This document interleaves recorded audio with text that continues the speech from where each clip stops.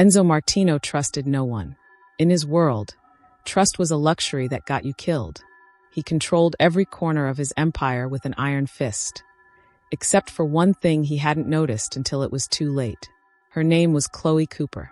She'd been cleaning his mansion for 4 months. Quiet, efficient, invisible. She brought him espresso at dawn, dusted his leather-bound books, and never asked questions when blood stained his shirts. She was perfect, too perfect, and Enzo never wondered why. He never asked where she came from, never questioned the background check Luca had run, never noticed the way her hands lingered on his desk when she thought he wasn't looking. She was just there, part of the furniture, part of the routine. Until today. Luca dropped a folder on his desk without a word. Inside was a single photograph. Chloe, standing beside Don Salvatore Calabrese, her hand resting on the old man's shoulder like she belonged there. Enzo's blood turned to ice. "How long?" he asked, his voice dangerously quiet. "For months," Luca said. "She's been in your house for 4 months." Enzo stared at the photograph, his jaw clenched so tight it ached. The woman who poured his coffee. The woman he'd started to imagine in his bed. The woman he'd almost. She was Calabrese's spy. "Bring her to me," Enzo said, reaching for his gun. He thought he was about to execute a traitor. He had no idea he was about to confront the only woman who could destroy him, or save him. Before we continue, please like and subscribe to the channel. Your support encourages us to tell more stories like this. Thank you as you do so. Now let's get into the story. Chloe Cooper stepped through the iron gates of the Martino estate with a fake reference letter in her purse and a burner phone taped to her thigh. The mansion loomed ahead. 3 stories of old money and new blood, wrapped in stone and secrets. Somewhere inside, Enzo Martino was building an empire the Calabrese family wanted burned to the ground. Her job was simple. Get close, gather intelligence, get out. "You'll start in the East Wing," the head housekeeper said, handing her a feather duster and a list of rooms. "Mr. Martino values discretion. You see nothing. You hear nothing. You say nothing." Chloe nodded, keeping her eyes down like a woman who needed the job too badly to ask questions. The first week, she mapped every exit, every security camera, every blind spot. She dusted priceless sculptures and memorized the faces in the oil paintings lining the halls. 3 generations of Martinos, each one looking more ruthless than the last. The second week, she learned his routine. Enzo rose at 5 a.m., took his espresso black, and spent his mornings in the study making phone calls that decided who lived and who disappeared. She listened through the door while polishing the hallway table, catching fragments of conversations about shipments, territories, and debts that would never be forgiven. "The Calabrese family thinks they can move on the docks," Enzo's voice carried through the heavy wood. "Remind them what happens when someone forgets their place." Chloe's hand tightened on the polished cloth. Monster. That's what her handlers had called him. A butcher in an expensive suit. Every Tuesday and Thursday, she slipped into the laundry room during her afternoon break.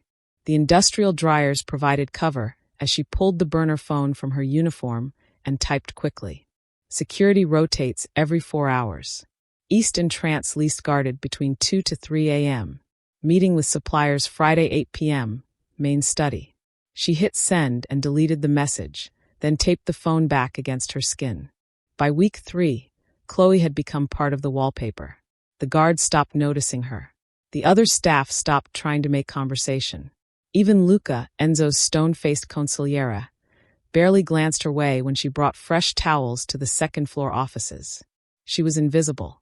Exactly where she needed to be. On a Wednesday morning, she was dusting the bookshelves in Enzo's private study when he walked in unexpectedly.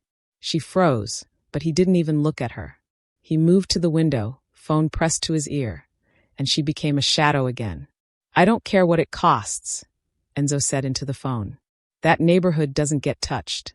My sister's buried there, and I made her a promise." Chloe's hand stilled on a leather-bound book. For the first time since she'd entered this house, she wondered if monsters kept promises to the dead. The first crack appeared on a Thursday afternoon. Chloe was polishing the marble in the main hall when Luca's voice echoed from the study. "Boss, Stefano's in the hospital." He had a motorcycle accident on his way to work. Spine surgery, they're saying 60,000, maybe more. He has family? Enzo asked. A wife. 2 kids. The younger one's got asthma. Silence. Then, cover it. All of it. And make sure the hospital knows the bill goes to my personal account, not the family. Stefano doesn't need that weight right now. You want your name on it? No. Just make sure it's done. Chloe's hand froze mid-stroke on the marble. She glanced toward the study door, expecting Luca to argue, to question the expense.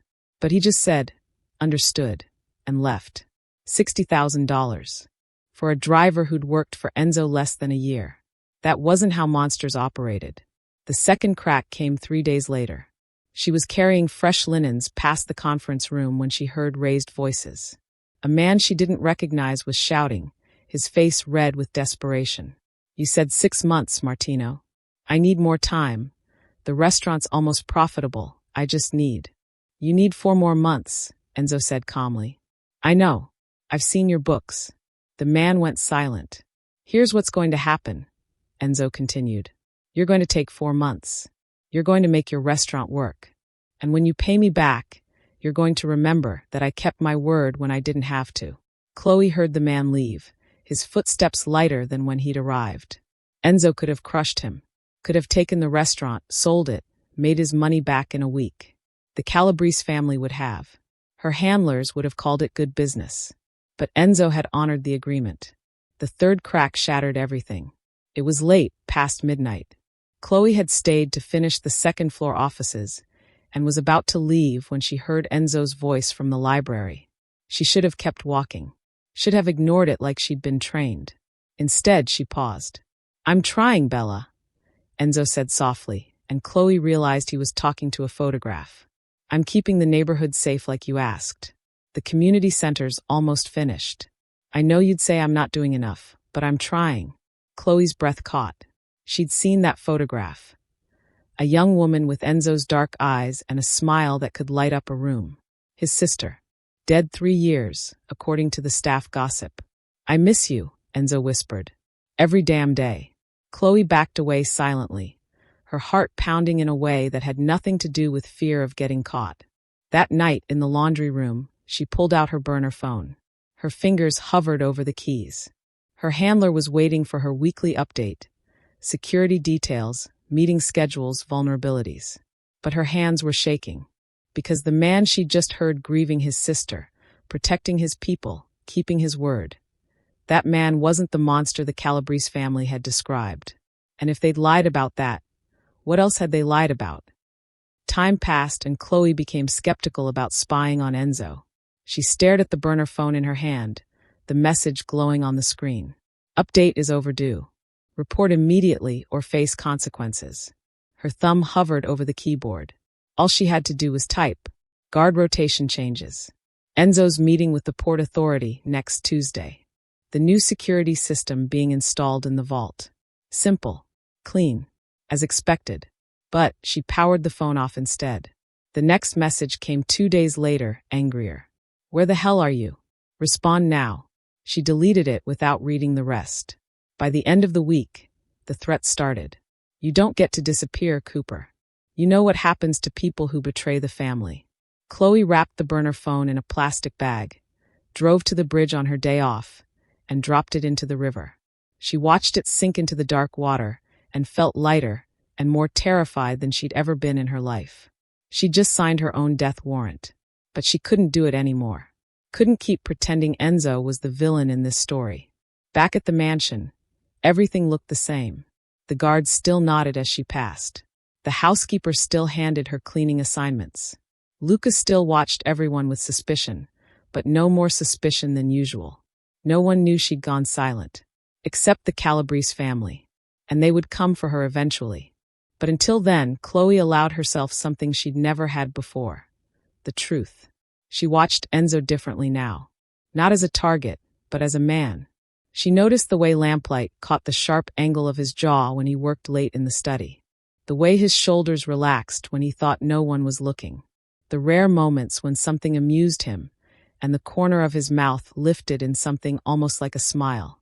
One evening, She was replacing books on the shelf in his study when he spoke without looking up from his paperwork. "You've been here 3 months, right?" Chloe's heart stuttered. "Yes, sir. You do good work. Quiet. Thorough." He glanced up then, and for the first time really looked at her. "What's your name again?" "Chloe, sir." "Chloe." He tested it, like he was committing it to memory. "Thank you. For everything you do." It was nothing. A simple acknowledgement any decent employer would give. But the way he said it, like he actually saw her, like she mattered, made her chest tighten. "You're welcome," she whispered. When he returned to his paperwork, she slipped out of the room, pressed her back against the hallway wall, and tried to steady her breathing. She was falling for him. No, she'd already fallen. And it was the most dangerous thing she'd ever done. Because the Calabrese family didn't forgive traitors. They'd come for her, and when they did, they'd burn down everything she cared about to get to her, including him. Chloe returned to her duties, dusting and polishing and pretending her world wasn't about to collapse. She passed Luca in the hallway, and for just a second, she thought she saw him watching her with narrowed eyes. But when she looked again, he was gone. Luca Ricci had survived 20 years in this business by trusting his instincts. And right now, his instincts were screaming about the maid. Chloe Cooper, 27. Clean background check. Impeccable references. Started 4 months ago and hadn't put a foot wrong since. That was the problem. Nobody was that perfect. Luca watched her from the second-floor landing as she polished the banister below. Efficient movements. Eyes down. The kind of invisible that only came from practice. He'd seen it before. In undercover cops. In rival family plants. In people who were too good at blending in because their life depended on it. "You're paranoid," Enzo had said last week when Luca mentioned his concerns. She's a maid, not a threat. But Enzo had also started noticing her. Luca saw the way his boss's eyes followed Chloe when she left a room. The way Enzo's voice softened when he thanked her for his morning espresso. Enzo was letting his guard down. And that made Chloe Cooper the most dangerous person in this house. Luca started small. He pulled her employment file again, this time digging deeper. Her previous employer, a family in Connecticut, checked out, but the reference felt scripted when he called. Too smooth. Like someone reading from a card. He had one of his guys follow her on her day off. She went to the grocery store, the library, a small cafe where she sat alone reading for 2 hours. Normal. Boring. Too boring. Luca called in a favor from a contact at the police department. "Run a facial recognition for me." Quietly. "You got a photo?" Luca sent a screenshot from the security footage. "Yeah, and I need it as soon as possible." 3 days later, the contact called back. "Your girl's got no priors. No warrants. But here's the interesting part. She's got a sealed juvenile record. Can't access it, but it's there." Everyone had secrets. But sealed records meant someone had worked hard to bury something. Luca expanded his search. He reached out to informants, street-level operators, people who traded information for favors. Most came back empty. But one, a fence who moved goods for half the families in the city, said something that made Luca's blood run cold. "Cooper? Yeah, I know that name. Girl who works under that name used to run with some Calabrese crew a few years back. Low-level stuff. Didn't know she was still active." Luca's jaw tightened. Calabrese? He doubled down. He had Chloe's apartment searched while she was at work. Nothing suspicious found, which was suspicious in itself. He pulled phone records. She barely used her cell, which meant she had another one. And then, 6 weeks into his investigation, Luca's contact in Brooklyn sent him a photograph. It was old, maybe 3 years. Taken at some Calabrese family event. And there, in the background, standing beside Don Salvatore Calabrese himself, was Chloe Cooper. Her hand rested on the old man's shoulder. She was smiling, comfortable, like she belonged there. Luca stared at the photograph, his pulse pounding in his ears. He'd been right. She was planted. A spy who'd been in Enzo's house for 4 months, watching, listening, reporting back. And Enzo had no idea. Luca took a picture of the photograph, sent it to Enzo, then slid the photograph into a folder along with everything else he'd found. He knew what had to be done. Chloe Cooper couldn't leave this house alive. It was the only way to protect Enzo. But first, Enzo had to see the truth. Luca then texted Enzo.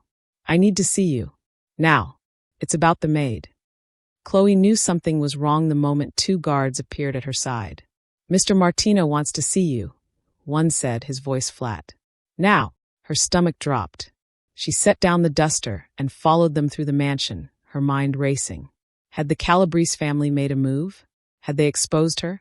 Had someone seen something? These thoughts ran through her mind. The guard stopped outside Enzo's office. One knocked twice, then pushed the door open. Inside, he said.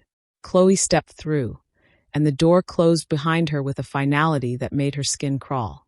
Enzo sat behind his desk, perfectly still. A gun rested on the mahogany between them, within his reach but not in his hand. Yet, Luca stood by the door, his expression carved from stone, his hand resting on his hip where she knew he kept his weapon. Sit, Enzo said. It wasn't a request. Chloe sat, her hands folded in her lap to hide their trembling. Every instinct screamed at her to run, but running would prove whatever they already suspected. Running meant a bullet in her back before she reached the hallway. Enzo slid a folder across the desk.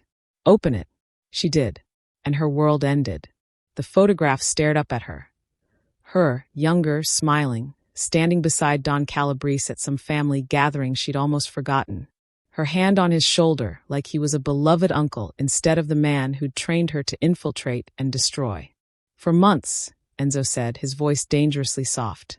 You've been in my house for 4 months, sleeping under my roof, eating my food, listening to my conversations.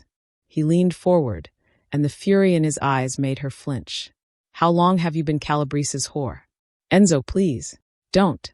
The word cracked like a whip. Don't say my name like you have the right. Her throat tightened. It's not what you think. Then tell me what it is. He picked up the gun, checked the chamber with practiced ease, and set it back down, closer to his hand. Because right now I think you're a spy. I think you've been feeding information to my enemies. I think you came here to destroy me. I did, she whispered. At first I did. Luca shifted in the doorway, and she heard the unmistakable sound of a safety clicking off. At first, Enzo's laugh was bitter. You expect me to believe you had a change of heart, that you're not still reporting everything back to that bastard Calabrese. I stopped, Chloe said, her voice shaking. 2 months ago I stopped. I cut contact. I threw away my burner phone. Prove it. I can't. Tears burned her eyes, but she forced them back. Crying wouldn't save her. Nothing would. I have no proof. But it's true. I stopped because you're not. Her voice broke. You're not what they said you were. What did they say?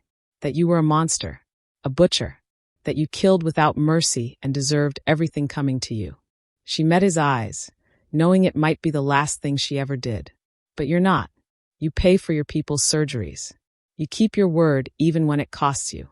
You visit your sister's grave and promise to protect a neighborhood because she loved it. Enzo's jaw clenched so hard she heard his teeth grind. Pretty words, he said coldly. But words don't mean anything when you've already sold me out.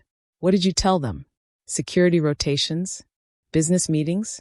Where I sleep at night? Everything, she admitted, because lying now would only make it worse. In the beginning, I told them everything. Guard schedules, meeting times, supplier contacts. But I stopped. I swear to you I stopped. Why should I believe you? Because if I was still working for them, I'd have run the second your guards came for me. She gestured to the gun.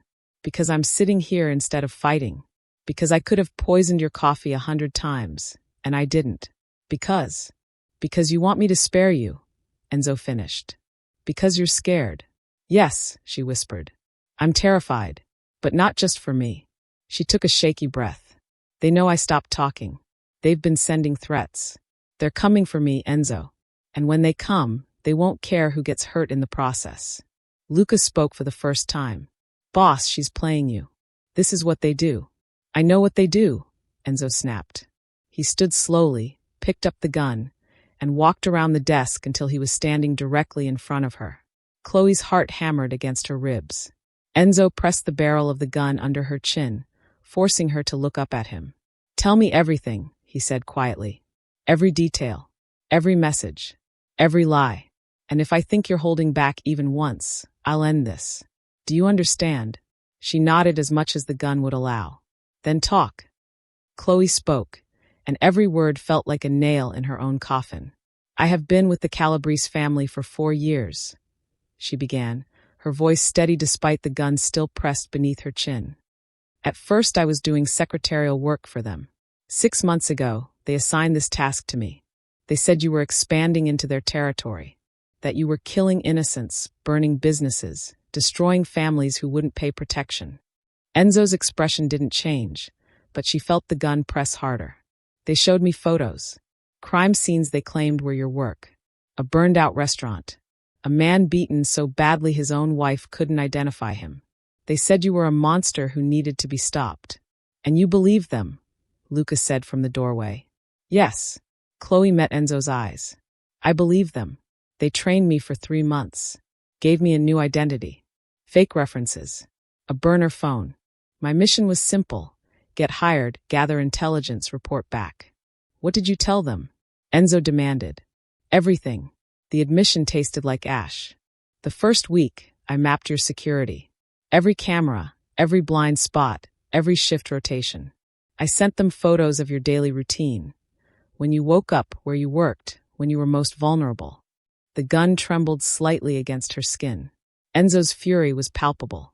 Week 2, I reported on your business meetings. Names, times, locations. I listened through doors and sent details about your port operations, your supplier networks, your expansion plans. You gave them everything they needed to kill me, Enzo said, his voice lethal. Yes. Tears burned her eyes now, but she forced them back. In my 3rd week here, I documented your personal habits. What you ate, what you drank, who you trusted. Her voice caught. I even told them about the photograph of your sister you keep in the library. Luca cursed at her viciously. They planned to use it, Chloe continued, the words pouring out now. Create a fake threat against her memorial. Draw you out. Kill you in the open.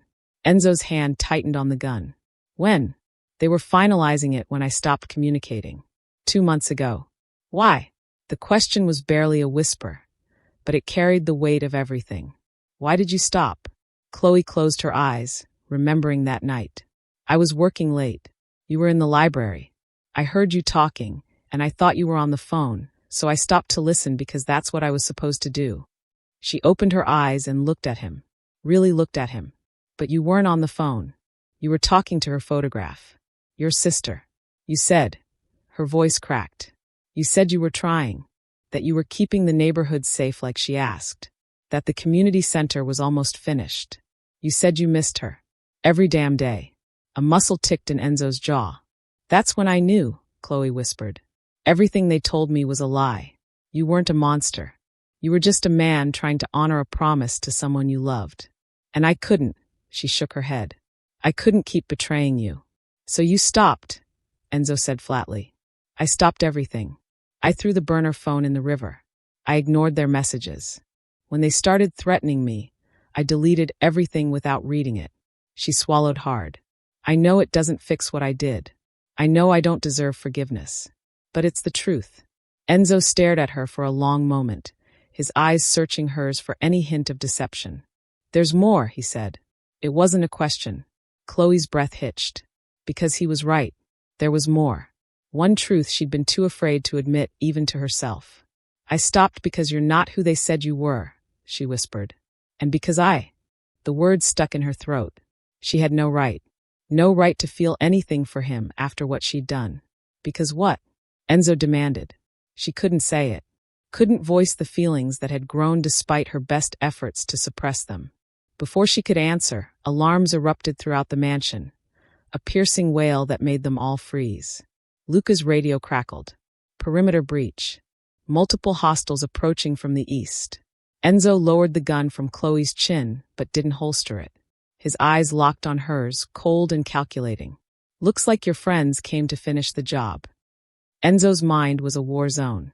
Every instinct he'd honed over 15 years in this business screamed the same thing. She betrayed you, she's a threat, eliminate her. But his heart, the part of himself he'd buried after Bella died, whispered something different. Boss, Lucas said sharply. We need to move. Now. Enzo didn't lower the gun. He kept it trained on Chloe while his thoughts raced. She'd admitted everything. Given him details that would have been easier to lie about or omit entirely. The security intel. The business meetings. The photograph of Bella that she knew would cut deepest. If she was still working for Calabrese, why confess? Why not feed him some half-truth and wait for the right moment to strike? She's lying, Luca insisted, moving closer. This is a distraction. While we're standing here debating, her people are probably… I know, Enzo snapped. But did he? He looked at Chloe, really looked at her. Her hands were shaking so badly she'd clasped them together to hide it. Tears streaked her face, but she wasn't begging anymore. Wasn't making promises or excuses. She was just waiting for him to decide whether she lived or died. And something about that gutted him. He remembered the first time she'd brought him espresso. Exactly the way he liked it, double shot, no sugar, without him having to tell her. The way she always restocked the books on the second shelf first, because she'd somehow noticed those were the ones he read most. The softness in her eyes that one evening when he'd thanked her, like those 2 words meant more than any paycheck. She'd been watching him, learning him, caring about the small things that made him human. Was that the spy, or the woman who'd stopped being one? Enzo. Luca's voice was urgent now. You know what has to be done. She compromised everything. Every security measure, every safe house, every supplier. She handed them a blueprint to destroy you. I know what she did, Enzo said through gritted teeth. Then you know there's only one choice. Luca was right. Logic, experience, survival. Everything pointed to the same conclusion. Put a bullet in her head and move on. It was the only way to protect himself, his operation, his people. But Enzo couldn't stop seeing her face that night when he'd said her name for the first time. The way she'd whispered, "You're welcome," like he'd given her something precious instead of basic decency. He'd never asked about her life. Never wondered why a woman like her would take a job cleaning his mansion. Never questioned why she seemed content to be invisible. Maybe because he'd wanted her to be. Wanted someone in his life who didn't want anything from him except to be allowed to stay. And she'd stayed. Even when staying meant the Calabrese family would come for her. She could have run, Enzo said quietly. When she stopped communicating with them. When they started threatening her. She could have disappeared. Or she's waiting for the right moment. She had 100 right moments, Luca. Enzo's voice rose. I drank coffee she made every morning. I was alone with her dozens of times. If she wanted me dead, I'd be dead. Luca's jaw tightened. You're letting your feelings cloud your judgment. My feelings? Enzo laughed, the sound bitter. I don't even know what I'm feeling. Rage? Betrayal? Or, he stopped himself. Because the truth was too dangerous to admit aloud. He was falling for her. Had been falling for weeks without realizing it. And now that he knew what she was, what she'd been, he couldn't decide if that made him weak or insane. Boss, we don't have time for this, Luca pressed. Every second she's alive is a risk. Enzo met Chloe's eyes. Did you mean it? When you said you stopped because of who I really am? Yes, she whispered. Prove it. How? Before Enzo could answer, the alarms erupted, a deafening wail that rattled the windows. Luca's radio exploded with voices. Perimeter breach. East Gate. Multiple vehicles. How many? Luca barked into the radio. At least 15 hostiles. They're armed and advancing fast. Luca turned to Enzo, his expression grim. Calabrese. They're here for her. Enzo's blood turned cold. Not because enemies were at his gate. That had happened before. But because this time, they weren't just coming to kill him. They were coming to kill the woman he hadn't decided whether to protect or execute. And he had about 3 minutes to choose. Gunfire erupted outside. Enzo moved on instinct, grabbing Chloe's arm and hauling her toward the door. Luca, secure the east wing. I'm taking her to the basement. Copy that. They ran through the mansion as the sounds of battle intensified. Glass shattered. Men shouted. Automatic weapons rattled like thunder. Enzo's grip on Chloe's arm was bruising, but she didn't complain. She kept pace with him as they descended the stairs to the reinforced basement corridor. He punched in the code. The steel door hissed open. Inside, he commanded, pushing her toward the reinforced room lined with weapons, supplies, and communication equipment. Chloe planted her feet. "No, this isn't a negotiation. Let me help." Her eyes blazed with something fierce and desperate. "I know how they operate. I know their tactics, their formations, their weak points. If you lock me in here, more of your men die. If I give you a gun, you could put a bullet in my back." "I could," she agreed. "But I won't." Gunfire echoed closer now. The Calabrese team was inside. Enzo made his choice in a heartbeat. He grabbed a Glock from the weapons rack and tossed it to her. "If you betray me again, you won't live long enough to regret it."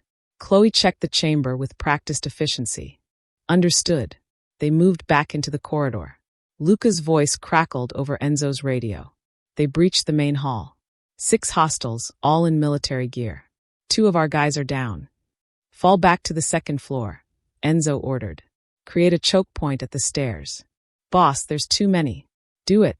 Enzo and Chloe reached the main hall, just as 3 Calabrese soldiers rounded the corner. They opened fire immediately. Enzo returned fire, dropping one. Chloe moved like water, rolling behind a marble column and taking precise shots that caught the 2nd man in the throat. The 3rd tried to retreat, but Enzo cut him down. "North corridor," Chloe said, breathing hard. "They'll send a flanking team through the kitchen." That's standard Calabrese tactics. She was right. Moments later, footsteps echoed from that direction. "I'll handle it," Chloe said. "Like hell." She was already moving. Enzo cursed and followed. They caught the flanking team off guard. For men who'd expected an empty corridor suddenly faced 2 armed defenders. The fight was brutal and close quarters. Chloe put down 2 before they could react. Men she'd trained with. Men who'd called her sister. She didn't hesitate. Enzo finished the other 2, then grabbed her shoulder. "You good?" "Yeah." But her hands were shaking now, stained with blood that belonged to people she'd once trusted. Luca's voice crackled again. "Lieutenant coming up the main stairs. Big guy, bald, scar on his left cheek. That's Calabrese's enforcer." Chloe's face went pale. "Dante. He trained me. Can you beat him?" "I don't know." They moved to intercept. The mansion was a war zone now, shattered glass, bullet holes, bodies. Enzo's men were holding, but barely. Dante appeared at the top of the grand staircase, a massive figure in tactical gear. His eyes locked on Chloe immediately. "There you are, traitor," he said, his voice cold as death. He raised his weapon. Not at Chloe, but at Enzo. Everything slowed. Chloe saw the intent in Dante's eyes. Saw his finger tighten on the trigger. Saw the barrel aimed directly at Enzo's chest. She moved without thinking. Threw herself between them just as the gun fired. The bullet hit her shoulder with devastating force, spinning her backward. Pain exploded through her body, white-hot and all-consuming. But she'd done it. The bullet meant for Enzo's heart had found her instead. Enzo caught her as she collapsed, his face transformed by something she'd never seen before, raw, unfiltered terror. "No," he breathed. "No, no, no." Behind them, Luca's gun roared. Dante went down hard, a hole between his eyes. But Enzo only saw Chloe, her blood soaking his hands, her eyes struggling to focus. "I'm sorry," she whispered. "For everything. I'm sorry." Something inside Enzo shattered and rebuilt itself in that moment. All the fury, all the betrayal, all the walls he'd built to protect himself. They crumbled in the face of one undeniable truth. She'd taken a bullet for him, not as a spy, not as someone seeking forgiveness, but as a woman who loved him enough to die for him. "Stay with me," Enzo commanded, pressing his hand against her wound. "You hear me? You don't get to leave. Not now. Not after this." Chloe smiled weakly. "Guess I proved it." "Yeah," Enzo said, his voice breaking. "Yeah, you did." Chloe woke to golden afternoon light and the smell of antiseptic. Her shoulder throbbed with each heartbeat, but she was alive. The private medical suite in Enzo's wing was quiet except for the steady beep of monitors and the sound of someone breathing beside her. She turned her head slowly. Enzo sat in a chair pulled close to her bed, his elbows on his knees, his face haggard. He looked like he hadn't slept in days. When their eyes met, something shifted in his expression. Relief so profound it was almost painful to witness. "You're awake," he said, his voice rough. "How long?" 3 days. The bullet shattered your shoulder blade. Surgery took 6 hours. He leaned forward, and she saw the dark circles under his eyes, the stubble on his jaw. You almost died. But I didn't. No. He exhaled slowly. You didn't. Silence stretched between them, heavy with everything unsaid. The Calabrese family? Chloe asked. Gone. Enzo's voice was flat, final. We hit every operation, every safe house, every lieutenant. Don Calabrese is no more. His territories are mine now. There's no one left to come for you. She should have felt relief. Instead, she felt empty. How many of your men did we lose? 4. Each number was a weight. But it would have been more if you hadn't helped. If you hadn't, he stopped, jaw tightening. Lucas says I should thank you. I told him that's not nearly enough. Chloe tried to sit up and gasped as pain lanced through her shoulder. Don't. Enzo was on his feet instantly, adjusting her pillows with surprising gentleness. You need to heal. Why are you still here? The question came out smaller than she intended. You could have had Luca watch me. Or any of your men. I needed to be here when you woke up. Enzo sat on the edge of her bed, close enough that she could see the gold flecks in his dark eyes. Because you need to make a choice. Her heart stuttered. What choice? I can give you money. Enough to disappear, start over anywhere in the world. New identity, new life. You'd be free of all of this. Free of me. His voice dropped. Or, he reached into his pocket and pulled out a ring. Heavy gold, engraved with the Martino family crest. 3 generations had worn it. He placed it on her bedside table. You stay, Enzo continued, his eyes locked on hers. Not as my maid. Not as someone who works for me. As my partner. You help me run this empire, and everything I have becomes yours. Chloe stared at the ring, her throat tight. Why would you trust me after everything I did? Because you stopped. Enzo's hand covered hers, warm and solid. Because you chose me even when it meant your death. Because you took a bullet meant for me without hesitation. His voice roughened with emotion. Because I've spent 3 days watching you fight to survive, and I realized something. What? I don't want to do this without you. The admission seemed to cost him. I've spent 15 years building walls, keeping everyone at arm's length.